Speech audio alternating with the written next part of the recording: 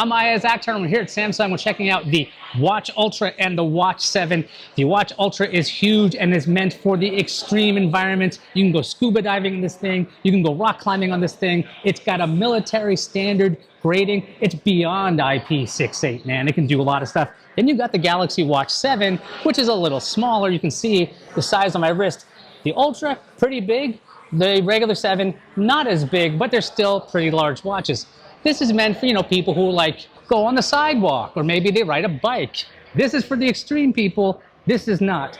I will say that the Ultra feels really big, but it's not very heavy. So I like that very visible screen and this bright indoor lights. I'm gonna have to see how it is outside. The Watch 7 is just a refinement of excellence. It's beautiful. It does what you need it to. It's got all of the fancy Samsung niceness. But this is the real big deal at $649, one size, massive. This guy starts at $299. There'll be two sizes for this. So if you don't want the large size, you can get the small size. These will be available very soon from Samsung.